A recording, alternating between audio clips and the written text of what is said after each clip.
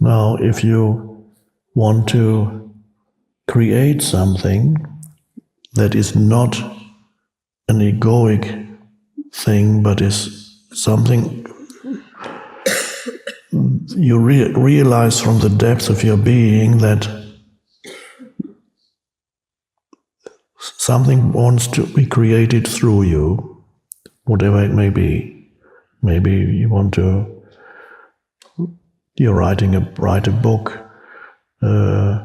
open a hairdressing salon, create a retreat center.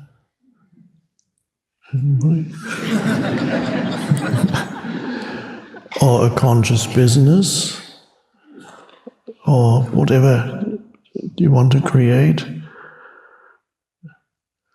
and the vision comes to you.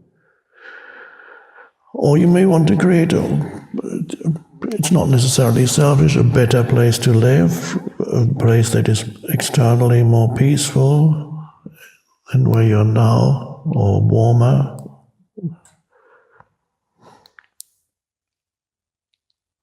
You may have a vision of what it is that you want to achieve, and then you focus on that vision. And the most powerful way to manifest, as you probably know, I don't usually talk about that too much because other things are more important. I talk about the foundation for your life. But manifesting is a secondary thing that can be significant in your life. And to manifest, the most important secret, to use that word, I'm not specifically referring to a book called The Secret, but but there's helpful things in there too, as long as you don't believe that certain things that you want to manifest are going to make you happy. The power to manifest is in experiencing the fullness of the present moment, the undifferentiated fullness, what Jesus called life in its fullness in one of the translations. I want you to have life in its fullness, he said. And that is not stuff. He's not referring to things. Life in its fullness is an inner state of being. It is to experience, to know, to realize the beingness within you, the I am, which is consciousness itself. That is life. That is the fullness of life in the words of Jesus. The fullness of life is to realize that. So that once you realize that, and it is consciousness, you know yourself as consciousness. Once you know that, then no future moment can possibly be better. Anything that can happen in the future is an adding on to.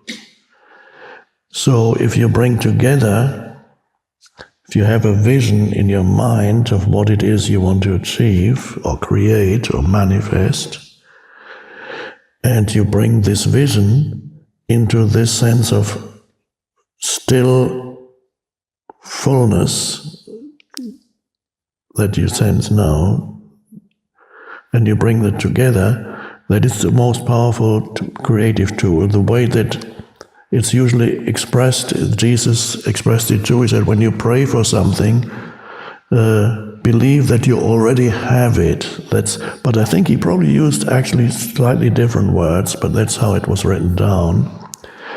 He's probably said, feel that you already have it. Whatever it is that you want to have, that you think is going to be, you need to feel already the feeling that now how do you do that? By feeling that which is beyond the world of phenomena, out of which everything arises, which is consciousness. So when you know yourself as consciousness, that's already the fulfillment. Let's say even an insignificant thing, let's say you want to have a nice house. Let's just say, if I had a nice house out in nature, then I would be really happy. I want to have a nice house in nature next to a little forest, and then there's a lake there, and I can walk to the lake, and then how would you feel? Okay, I would feel exactly the way I'm feeling now.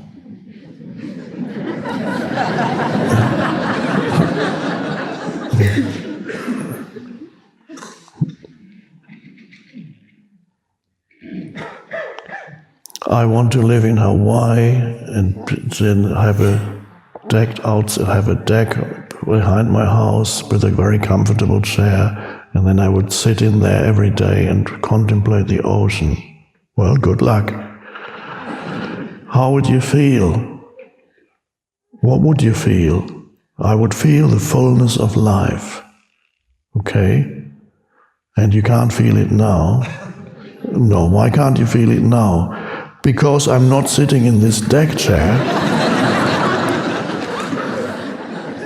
and I'm not looking at the ocean and it's not sunny.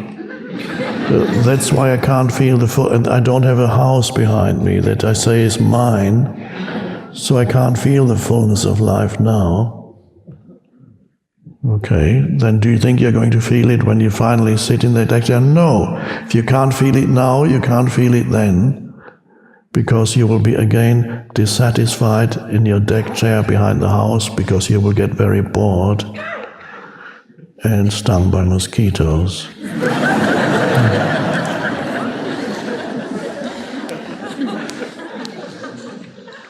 And it's too hot anyway. I should have gotten a house higher up because down here by the beach it's just too hot.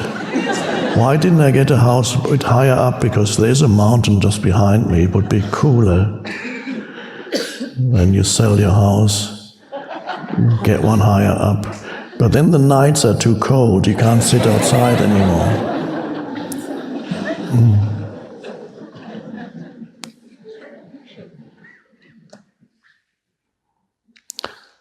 If you cannot feel the fullness of life on your bicycle and enjoy that moment tremendously of being on your bicycle, you will not feel the fullness of life when you're sitting in your Rolls Royce or Bentley or Ferrari Testarossa.